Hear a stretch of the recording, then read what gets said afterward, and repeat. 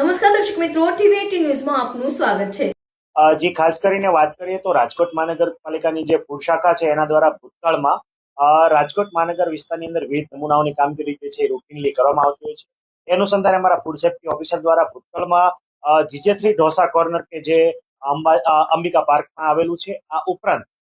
જે university road પર જય દ્વારકાધીશ હોટલ નામની જે એક હોટલ આવેલી છે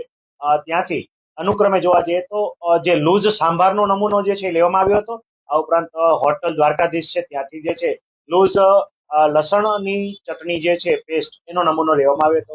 આ બંને નમૂના જે છે નિયમ ધારાધોરણ મુજબ જે છે એ સેલ કર્યા બાદ જે છે એ પૃથ્થકરણ અર્થે લેબોરેટરીમાં મોકલવામાં આવ્યા હતા। આ પૃથ્થકરણનો રિપોર્ટ જે છે બંને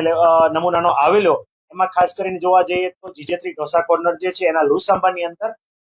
પિંક ડાય પ્રતિબંધિત જે છે કે કોઈ પણ પ્રકારના ફૂડની અંદર આ ડાય વાપરી ન શકાય, એટલે આ નમૂનો પણ અનસેફ આવેલો હતો। આ ઉપરાંત ખાસ કરીને જે ચટણી જે છે એના નમૂનાની અંદર બે પ્રકારની એટલે કે પિંક અને ઓરેન્જ ડાય જે છે એ બંને કલર જે છે સિન્થેટિક ડાય જે છે એ પ્રતિબંધિત કહી શકાય, એટલે એ નમૂનો પણ અનસેફ ડિક્લેર કરવામાં આવ્યો હતો। અનસેફ ડિક્લેર થતા બંને નમૂનામાં અમારા ફૂડ સેફ્ટી ઓફિસર દ્વારા પ્રોસિક્યુશનની કાર્યવાહી અર્થે મ્યુનિસિપલ કોર્ટ કેસમાં ફોજદારી ગુનો દાખલ કરવામાં આવ્યો હતો।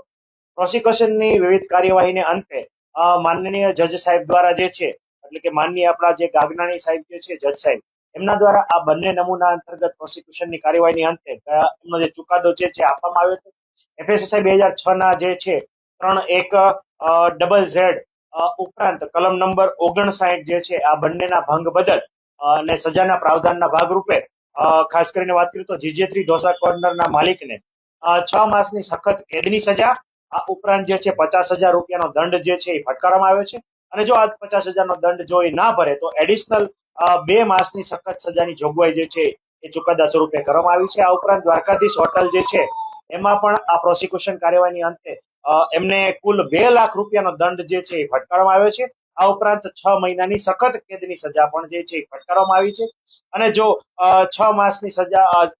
એડિશનલ જો આ 2 લાખનો દંડ જે આ પેઢી ના ભરે તો એડિશનલ 6 માસની સજા જે છે એની જોગવાઈ કરતો ચુકાદો છે માનનીય ગાગનાણી સાહેબની કોર્ટમાં આ બંને ચુકાદા આવેલ છે। જે ખાસ કરીને આ ચુકાદો ખૂબ જ દાખલારૂપ કહી શકાય, અને food safety and standard act મુજબની મહત્તમ સજાની જોગવાઈ જે છે એ મુજબ દંડ અને સજા ફટકારીને માનનીય જજ સાહેબ દ્વારા જે ફૂડ બિઝનેસ ઓપરેટર જે છે આવી ભેળસેળ કરી રહ્યા છે એમના માટે ખૂબ જ દાખલારૂપ કિસ્સો જે છે આ ચુકાદા દ્વારા પ્રસ્થાપિત કરવામાં